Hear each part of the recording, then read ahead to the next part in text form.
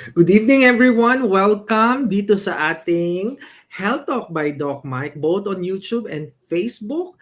Maraming salamat po sa lahat po ng viewers nating nanonood tuwing Wednesday dito sa ating Health Talk. But before we move forward sa ating discussion on how we can prevent prostate cancer, allow me to thank our thousands and thousands of our subscribers. Lahat po ng mga subscribers natin, maraming salamat. Sa mga hindi pa subscriber, please do subscribe and hit that notification bell para po sa mga susunod na videos natin or episode natin ma-notify po kayo. And also, to all our thousands and thousands of friends doon sa Facebook natin, maraming salamat po sa inyong lahat. And also, doon po sa mga feedbacks po ninyo, doon po sa mga comments po ninyo na sinusulat every time na meron tayong episode, binabasa ko po isa-isa yan at sinisikap ko po na i-like siya or sagutin ang mga comments po ninyo. Maraming salamat. But before we move forward, allow me po na ipakita muna sa inyo itong ating commercial.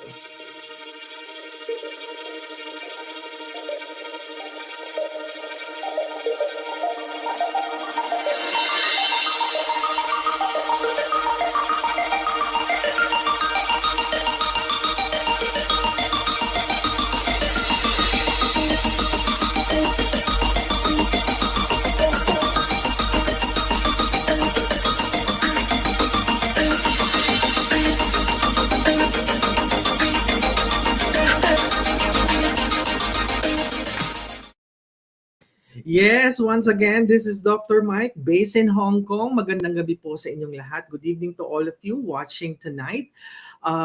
Either nandito po kayo sa Hong Kong, sa Pilipinas, or kahit saang part ng mundo, magandang gabi po sa inyong lahat. Sa lahat po ng mga kababayan natin nandito sa chat box, magandang gabi po sa inyong lahat. So tonight, we'll discuss, ito na naman, how can we prevent prostate cancer? Ito po yung pag-uusapan ngayong gabi. Yung po mga iba sa inyo na nanonood, maaring sabihan po ninyo yung asawa po ninyo, also yung mga kapatid po ninyo na lalaki, and or mga kamag-anak na lalaki. Something that you guys should learn on how we can prevent prostate cancer. This is part of our health promotion and awareness dito sa Health Talk by Doc Mike. Okay, for tonight we'll discuss, based on the overview, we would discuss what are the types or the different types of prostate cancer, the causes and risk factors for prostate cancer, what are the early signs and symptoms of prostate cancer, and the diagnosis, how do doctors diagnose prostate cancer, the treatment, and how we can prevent. That is the most important. How can we prevent prostate cancer? So yun po yung pag-discuss natin ngayong gabi. But before we move forward, alam niyo po ba na ang prostate cancer is a serious disease that affects thousands of men each year? Kalalakihan lang po ang may prostate gland. So therefore, ito po ay sa mga lalaki lamang po who are middle-aged or older. Alam niyo po ba na ang prostate cancer ay, syempre, dahil po sa pangalan prostate, ito po ay nag-occur sa ating prostate gland, sa prostate gland ng mga kalalakihan. So ayun po ang ibig sabihin ng prostate or prostate cancer. Sa mga lalaki lang po meron nito. And alam niyo po ba na ang prostate cancer, this is the fourth leading cancer in the Philippines, also in Hong Kong. So yung mga kababayan natin dito sa Hong Kong o nasa Pilipinas, ito po yung pang-apat na cancer na nag-occur sa buong mundo, particularly sa Philippines, ang prostate cancer. So before we move forward, ano nga ba ang prostate? Ang prostate po ay isang small walnut-shaped gland in males that produces seminal fluid that nourishes and transport sperm. Yan po ang prostate. This is based on anatomy and based on physiology. It produces the seminal fluid that transport yung po mga semilya. So ngayon po, Sa prostate na ito po ay makikita sa lower abdomen and it is located under the bladder. Kung nakikita po ninyo sa screen po ninyo, this is the urinary bladder. Ito po ang prostate gland. Ito pong nakikita nyo ito.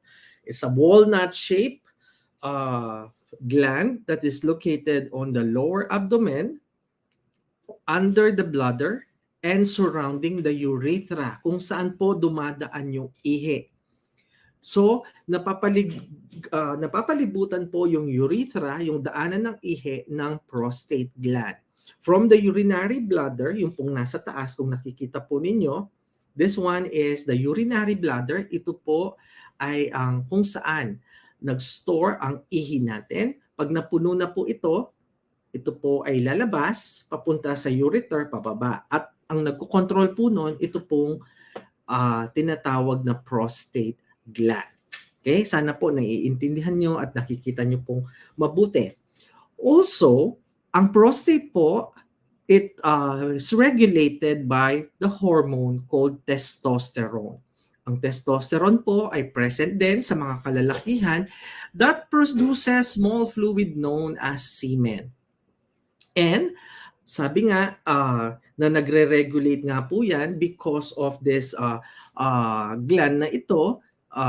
Ang prostate cancer po ay nag-occur almost 60% po sa mga kalalakihan, men older than 65 years old and above. And almost every day po, meron po mga 8 new cases every day. Just imagine kung gaano po kadami rin ang nagkakaroon po ng prostate problem or prostate cancer sa mga kababayan natin, sa mga kalalakihan in particular. Okay, ngayon po meron po tayong tinatawag na 2 types of cancer. Okay, particularly po dito sa prostate gland natin. So alam natin, nabanggit natin kanina, many prostate cancer grow slowly and are confined to the prostate gland, where they may cause serious harm. However, while some types of prostate cancer, they grow slowly and may need minimal or even no treatment at all.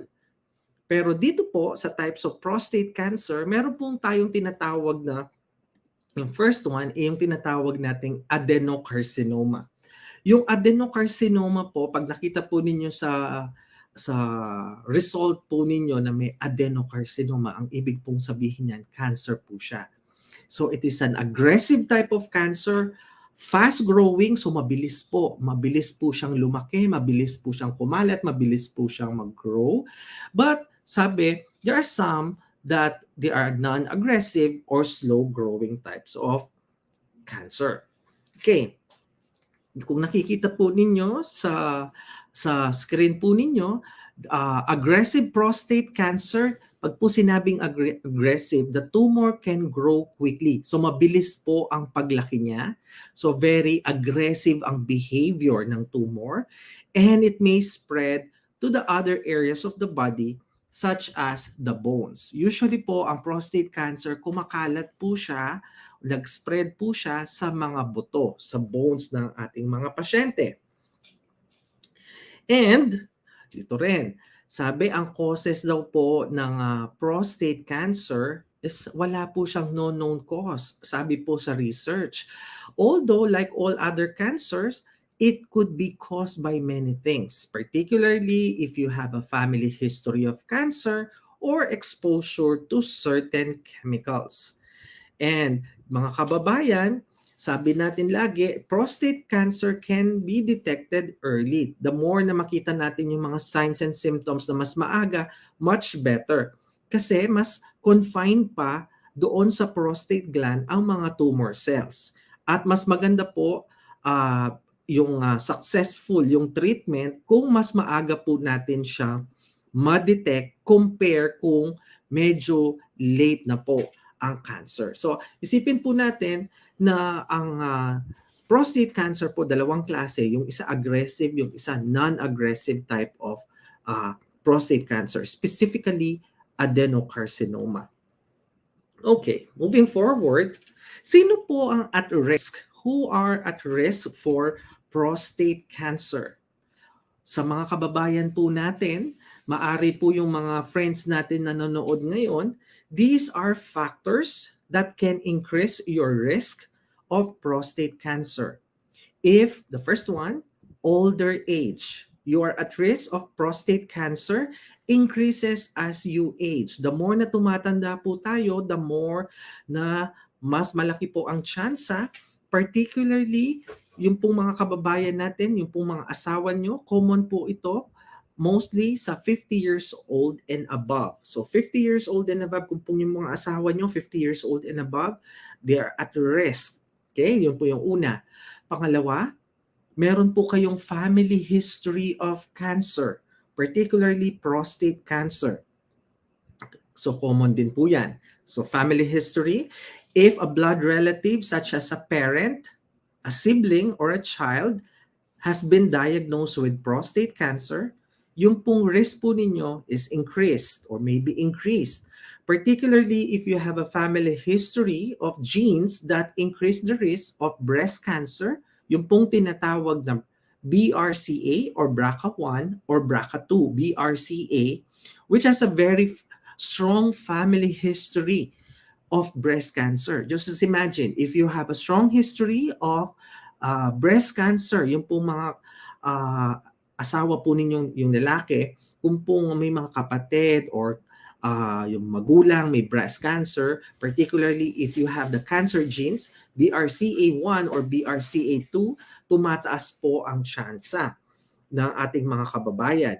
Okay? So your risk of prostate cancer may be higher.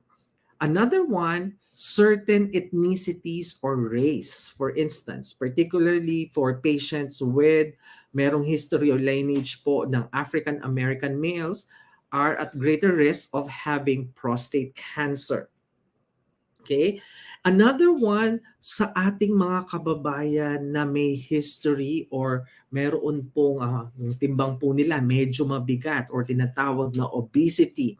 Because obesity, based on research, may have a higher risk of prostate cancer compared to people considered to have a healthy weight. Those studies, marami pong studies na lumalabas, mixed result din po ang mga studies. Although obese people, the cancer is most or more likely to be aggressive and more likely to return after initial treatment. So medyo aggressive po ang type of cancer for patient na obese. So watch out, yung po mga kababayan natin, yung mga kalalakihan po dyan, so magbawas-bawas po tayo ng timbang once we reach a certain age kasi yung risk of having prostate cancer tumataas din po. Okay. And then, some genetic changes. So ito, pag genetic changes ang pinag-uusapan natin is most likely po sa genes na meron tayong cancer genes sa katawan natin na namana natin sa ating mga parents, sa kanununuan, grandparents. So possible din po na magkaroon din po tayo ng tsansa, mataas ang tsansa natin of having prostate cancer. Okay, in terms of the symptoms, ito po yung mga sintomas na kailangan po ninyong malaman. Yung po mga asawa po ninyo, yung mga mothers na nanonood sa atin, karamihan po ng mga viewers natin ay mothers or may mga partners, may mga asawa po. Tatlo pong symptoms yan. I-divide po natin sila into 3. Most patients would have these early symptoms, signs and symptoms. Tatlo po yan. The first one, yung tinatawag na urinary symptoms. Ito po ay may relasyon sa ating pag-ihi. Yung isa po ay sexual problems. Yung isa, there's pain and numbness. Yan po yung tatlong symptoms na ma-experience ng mga pasyente most of the time na mayroong problem ng prostate cancer. Okay. So, tandaan niyo po that prostate cancer may cause no signs or symptoms in early stages. Hindi po lahat ng prostate problem or prostate cancer kaagad po ay magpipresent ng mga signs and symptoms. Lalo na po kung ito ay bago-bago pa lang o malihit pa lang ang bukol. Prostate cancer that are more advanced may cause signs and symptoms. Ito po yung binabanggit natin na urinary problems, sexual problem, and pain and numbness. Una, sa una po, ito yung tinatawag nating urinary symptoms. Sa urinary symptoms po, so as the name implies, ito po ay may relasyon sa ating pag-ihi. Kung ang asawa po ninyo, yung mga kalalakihan dyan, ay nagkakaroon ng problema sa pag-ihi nila, tulad ng frequent need. Okay, lagi po siyang gustong nasa banyo at nagsi-CR, gusto niya pong umihi lagi. That's one.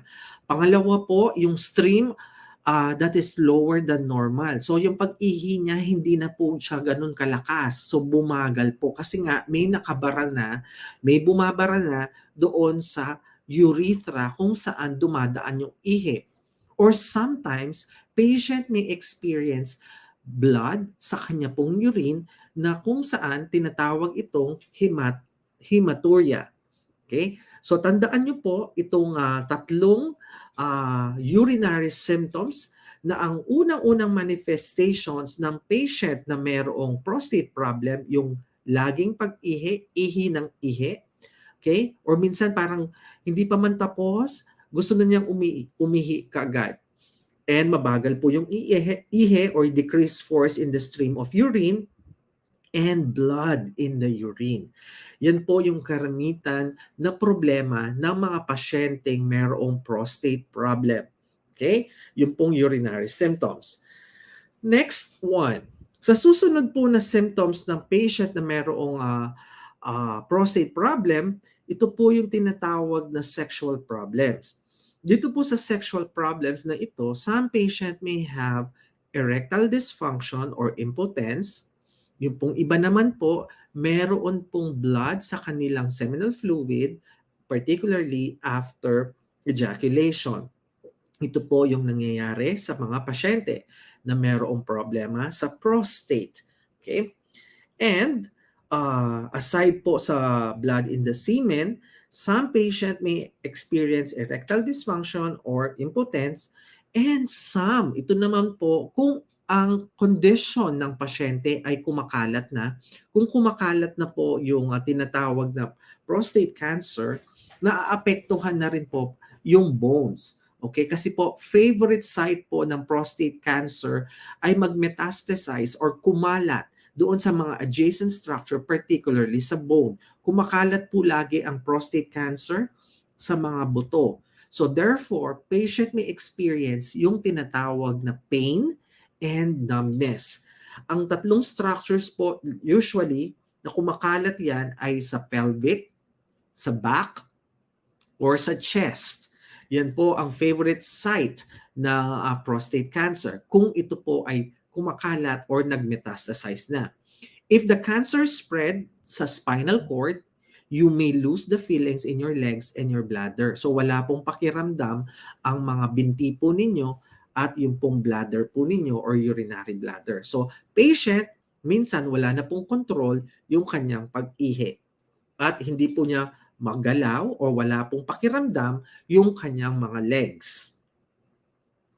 I hope nagiging naiintindihan niyo po yung ating discussion tonight all about prostate cancer. You could always relay this message sa inyo pong mga asawa or mga anak or mga kapatid na lalaki. Okay. How do we diagnose prostate cancer? Ito po ang pag-diagnose ng prostate cancer. Ang prostate cancer po ay nadadiagnose siya ng doktor sa pamamagitan ng mga test na ito. Una, yung tinatawag ng digital rectal exam. Ang digital rectal exam ay isa pong procedure na ginagawa ng doktor where the doctor inserts a glove, yung pong finger niya, lubricated finger, into the rectal area to examine the prostate, which is adjacent to the rectum, and the doctor may find some abnormalities in the texture, size, shape of the gland para po ma-determine mabuti kung meron pong abnormal structure or lumalaki ang prostate gland. Ang susunod na test na ginagawa po ng doktor, yung tinatawag na prostate-specific antigen or PSA test. Kukuha po ng dugo sa vein, sa arm ng pasyente, ang doktor para po i-analyze sa PSA or prostate specific antigen, a substance that is naturally produced by the prostate gland.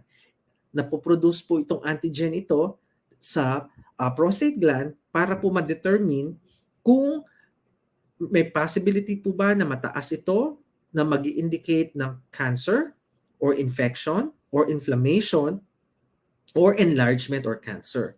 So hindi po ibig sabihin na mataas ito ay nangangahulugan po na cancer po kaagad. Hindi po. Because it may indicate some infection kung mataas ang PSA, maari pong inflammation or namamaga or nagkaroon po ng enlargement or maaring cancer siya. So marami pa pong ibang test. Pag po napatunayan ng doktor ay tumataas ang prostate-specific antigen at meron din siyang nakapa doon sa digital rectal exam, ang susunod pong gagawin ng doktor ay maari pong mag-request po siya ng prostate biopsy. Or maari pong mag-request ang doktor din ng tinatawag na MRI or CT scan.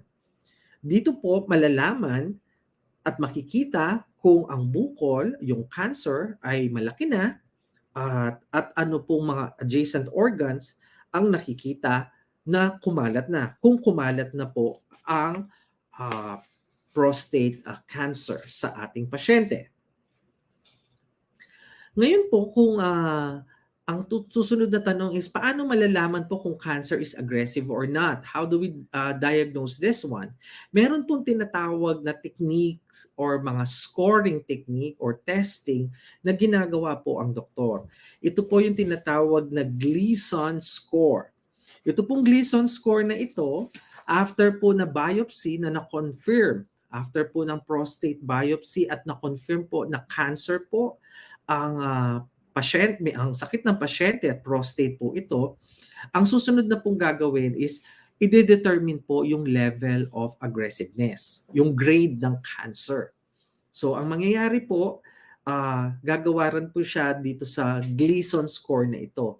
This is a common scale used para evaluate ang grade ng prostate cancer. Kaya tinatawag po siya ng Gleason score. Ang Gleason scoring, it's a combination of two numbers and can range from 2, non-aggressive cancer, to 10, very aggressive cancer. So mapapansin niyo po dito na kung kayo po, kung ang result ng biopsy at Gleason scoring ay mababa, most likely non-aggressive cancer yan. Pag po ito ay tumaas na, kasi po 10 ang pinakamataas, kung 8 to 10 yan, it is suggestive na high-grade cancer or aggressive type of cancer ang meron sa pasyente. So, napansin niyo po na ang dami pong pagdadaanan din ng pasyente. Kaya nga po kung ang doktor makita po kaagad, matest po kaagad in a very early stage. Siyempre po, kung magpapatingin po ang misteryo nyo sa mga doktor, therefore, ito po yung mga test na pagdadaanan, lalo na po yung sintomas. That's why it is important po, mga kababayan na nanonood sa atin, na yung history, pag po kinuwento nyo sa doktor, kung ano po ang nararamdaman ninyo, ano po yung mga sintomas na nararamdaman ninyo, ay masabi nyo po lahat sa doktor. Para po mag-request ang doktor ng mga ibang test para po i-confirm na ang diagnosis po ay prostate cancer. Kasi meron din po mga pasyente na meron din pong tinatawag na benign prostatic hyperplasia. Ibig pong sabihin, yung prostate lumaki, kumapal, nag-swell, pero hindi po siya cancer. Okay? So again, almost the same procedure din po ang pagdadaanan ng pasyente. So, yun po ang Gleason scoring. Pag po nakakuha ng 10 score sa Gleason score, very aggressive cancer, though the lower part of the range isn't used as often. Yung pong pagmababa siya, non-aggressive. Siyempre, co-correlate din po ng doktor based doon sa symptoms na na-experience. Most Gleason scores used to assess prostate biopsy samples which would range from 6 to 10. A score of 6 indicates a low-grade prostate cancer. A score of 7 indicates a medium-grade prostate cancer. Pag 8 to 10, so alam nyo na po ang ibig sabihin, 8 to 10, high-grade type of cancer. Another testing po na ginagawa, itong genomic testing. Sa genomic testing naman, it is a specific type of test which will analyze yung pong prostate cancer cells para po ma-determine kung meron pong mutation na nangyari. Kung meron na pong genetic abnormality or mutation na nangyari sa patient natin. Okay? This is a type of test that could give you information kung ano po yung prognosis, kung gaano po katagal magde-develop into stage 4 or stage 3 to stage 4. However, hindi naman po lahat ganyan yan kasi i-correlate po yan sa lahat ng nangyayari sa pasyente natin. It would just give us an idea, the doctors would give us an idea doon po sa treatment plan. So, ibig pong sabihin, i-combine po lahat yan, history, the physical exam, the laboratory exams, yung pong Gleason score, or yung pong digital rectal exam, or the PSA test, and the biopsy, ko-correlate po lahat yan para po sa treatment. Kung kailangan po ng pasyente ng treatment at anong klaseng treatment ang bibigay sa patient, yun po ay gagawin. Ano po ang mga complications? Okay, so na-mention natin po yung mga different types of diagnosis and screening. Ngayon po, ano yung mga complications? Ito pong mga complications na ito ay kung pong ma-diagnose ng late. Usually po kasi kung medyo magtagal ang cancer at hindi malaman kaagad ng pasyente o minsan ang pasyente walang budget, wala pong kamag-anak na tutulong sa pasyente or binaliwala ng pasyente ang kanyang nararamdaman, maaari pong mag-lead to sa mga complications. Sa mga complications naman po, some patient, pwede pong magkaroon, yung cancer po ng patient, maaari pong kumalat o yung tinatawag na metastasis. Okay? Prostate cancer can spread po sa mga nearby organs. Dahil po ang prostate malapit siya sa urinary bladder, pwede po siya sa urinary bladder kaagad kumalat. Maari din po siyang mag-travel, yung cancer cells, through the bloodstreams, lymphatic system, at pumunta po siya sa bones. So just imagine kung ano po ang pinakamalapit na structure or organs doon po sa prostate gland, which is the urethra and the urinary bladder. Pwede rin po siyang umalis doon, cancer cells. Sumama po ang cancer cells sa bloodstream natin, sa dugo or sa lymphatics at kumalat po sa bones. Pwede po siya sa lungs, pwede po siyang pumunta sa bones natin sa legs, sa iba't ibang parts ng katawan. Okay? That spread to the bones, and pag nag-spread po siya sa bones, alam naman po natin, it may cause pain, and sometimes magkakaroon ng problema ang mga buto natin, and yung pong treatment sometimes medyo mahirap na. Okay? Another complication po sa mga pasyenteng may prostate problem or may prostate cancer, yung tinatawag na incontinence. Yung pong incontinence, yung po yung minsan ang patient wala na pong control sa bladder, so sa pag-ihi, so minsan napapaihi po sa lawal ang pasyente. Okay? However, depende po yan sa severity ng condition ng patient, kung gaano po kalaki yung tumor na tumubo dyan at gaano po yung effect ng tumor doon sa mga adjacent structure. However, treatment options may include medications.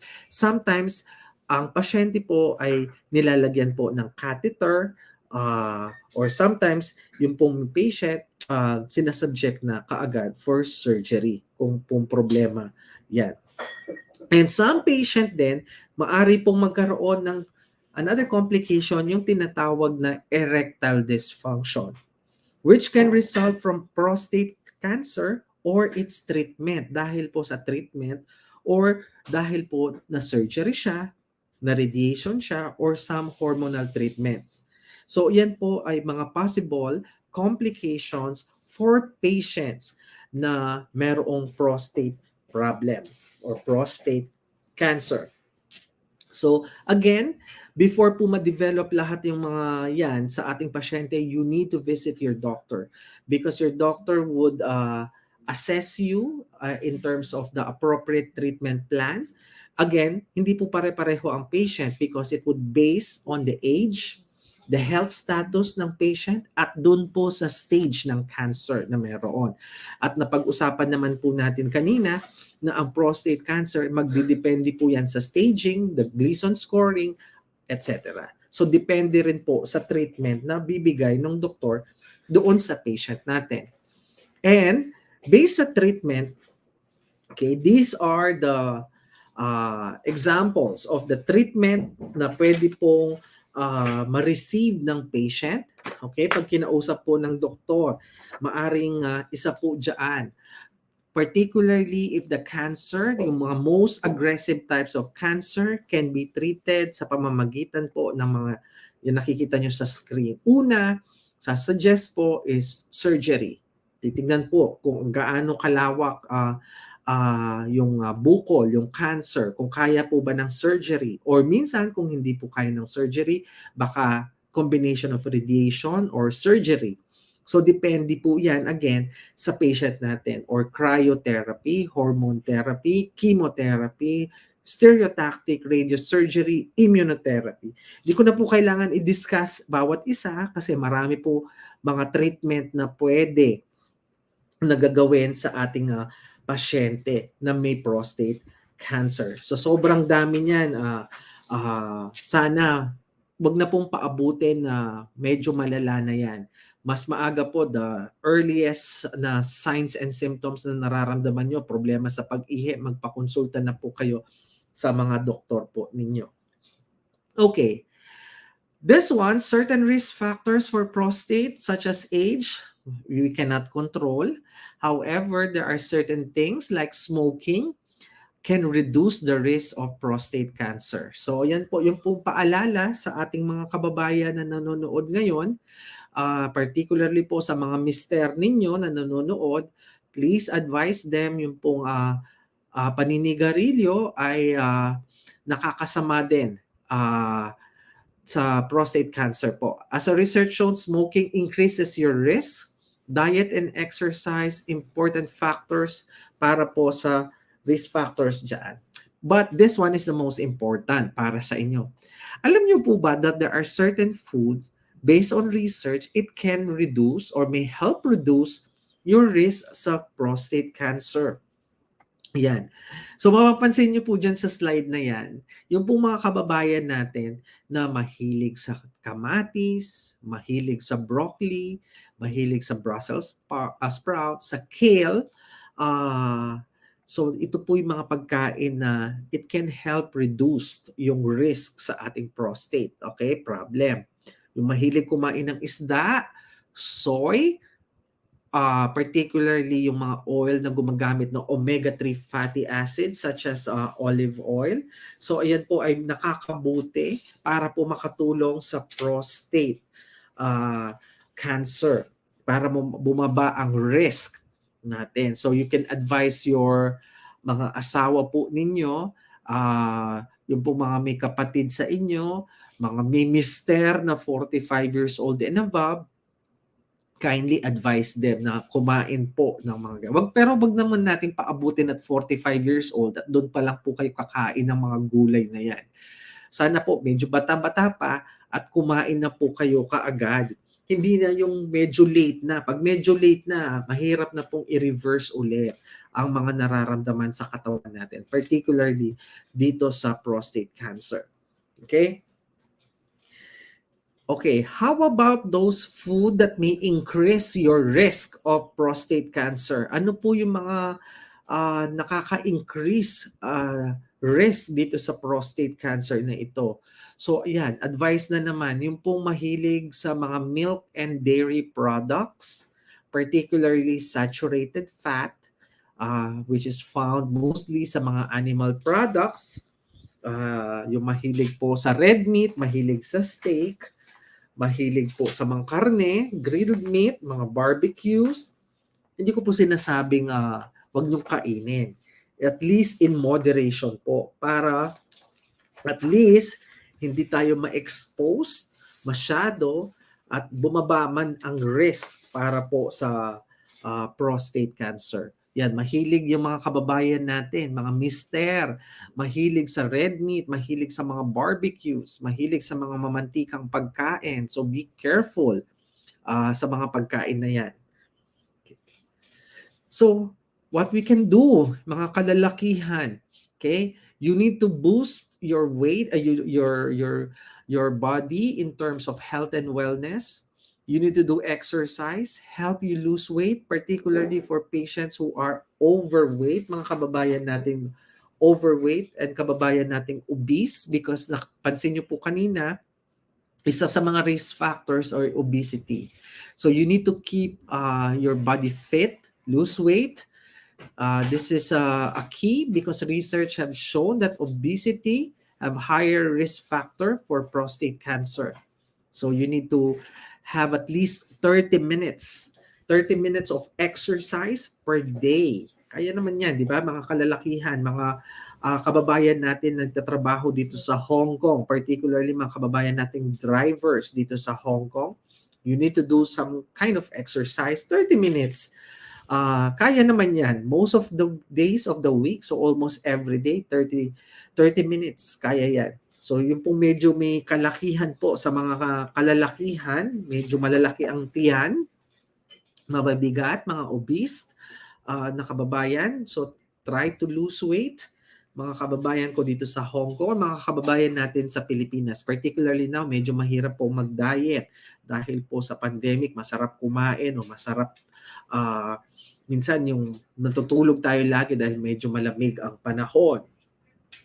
Okay. Cancer prevention. If prostate cancer is diagnosed early, mas maaga, mas mabuti po. Because the outlook or yung prognosis niya is very good. Early detection is very important because the more that we detect na earlier, yung treatment mas magiging maganda. Positive outcome. Instead na medyo late na yan, medyo mahirap na. Until kukonti pa yung symptoms, mas mabuti po yun. And you should always talk to your doctor at magpa-schedule na kayo para for appointment at mabigay po yung proper care po sa inyo. For cancer prevention also, you need to adopt a healthy lifestyle. Decrease your risk, more vegetables and fish, low in full-fat dairy and red meat. Yung po mahilig sa mga mamantikang pagkain, paired with exercise plan, and always go to your doctor para po mat-test po kayo mabuti. So with that, maraming salamat po sa inyong lahat na nanood, nag-join sa atin tonight sa ating episode all about prostate, how we can prevent prostate cancer. Sa mga kababayan ko po na nandito sa Hong Kong, yung po mga mothers dito sa Hong Kong, yung po mga asawa nyo, pagsabihan po ninyo, paalalahanin po ninyo, what are the things on how they can prevent prostate cancer, what are the things that they can eat and reduce doon sa mga ibang bagay. Okay? Kung pong may nararamdaman na, kasi usually mga kalalakihan, pag may nararamdaman, they take for granted. Pag medyo malala na, doon na sila magpapatingin. And it's too late na. Medyo marami ng problema pag ganyan. So mas maaga, mas maganda. Much better. Okay? I hope nag-enjoy po kayo sa discussion natin. Natutunan naman po kayo sa ating discussion tonight. And sana sa ating mga kababayan dito sa Hong Kong, wala po sanang magkasakit sa inyo. I've seen patients with prostate cancer when I was a student at napaka-gross po yung operation na ginawa during those times. At I observed the patient for almost 1 week na nasa hospital room siya. So ganun po yung monitoring. I think 3 or 4 patients in my entire medical career ang nakita ko na may prostate problem. Not just prostate cancer but also yung pong tinatawag na BPH or benign prostatic hyperplasia. Okay? Kasi alam naman natin yung mga sintomas yun, yung urinary problems, yun po ang pinaka-common. Yung parang ihi ng ihi or minsan hindi nila makontrol ang kanilang bladder. So, ayan po. Sana po nag-enjoy kayo sa episode na ito. Sana po marami kayong natutunan dito sa episode na ito. You could always follow us dito sa ating Facebook page, Health Talk by Doc Mike, o kaya sa ating YouTube channel. You can search Dr. Mike Manyo. Doon po sa mga na-miss yung mga previous episode, you can go back again. You could watch our previous episode kung pong na-miss nyo yung mga previous episodes natin. So sa lahat po ng viewers ngayon, sa mga supporters natin, sa mga subscribers natin, sa lahat po ng subscribers natin sa YouTube, maraming salamat po. We're almost nearly 10,000 followers, subscribers. Maraming salamat po sa inyo, sa mga comments po ninyo, sa mga feedbacks po ninyo. May mga nanonood tayo from Japan, Saudi Arabia, Singapore, UAE, Dubai, and Abu Dhabi. We have plenty friends sa US, sa Canada, sa Italy, sa Pilipinas po na nanonood din. I hope wala po ako nakalimutan sa inyo. Nakakalimutan ko pala yung mga nagpapa-shoutout sa atin. Honey Love, maraming salamat. Miss Jocelyn Aquino, sa mga friends natin sa Facebook din, Mary Jane, Tommy Bell or Tumi Bell, Maricel Cacolos, Almario, Miss Gina, Miss Teresa, Miss Jeline, Miss Kat Del Valle, Miss Teresa Lazaro, Jaylene, sa lahat po ang nanood sa atin sa ating Facebook at saka sa YouTube. Abangan nyo po next week, all about bunions naman ang pag-uusapan natin. And also may mga episode tayo about peptic ulcer, PCOS, etc. So once again, this is Dr. Mike. Maraming salamat po. Sana po kayo ay natuto na naman ngayong gabi. Sa lahat ng mga kapitbahay natin, yung pong nanood sa episode natin last night, yung pong nagpa-raffle tayo, congratulations po sa inyong lahat. Asahan nyo po, gagawin pa rin po natin yung mga raffle na yon sa ating mga susunod na episode para po mag-share tayo ng blessings sa lahat ng kababayan natin. Abangan nyo rin po, every Monday, i-feature naman natin iba't ibang uri ng gamot para po maintindihan nyo, maunawaan ninyo ano po ang uses, ano po ang mga side effects ng mga iniinom natin gamot. This Monday, it's all about simvastatin. Yung pong umiinom ng simvastatin po sa inyo, yun ang pag-uusapan natin. So once again, this is Dr. Mike, based in Hong Kong. Magandang gabi po sa inyong lahat. Thank you for watching. Have a great night, everyone.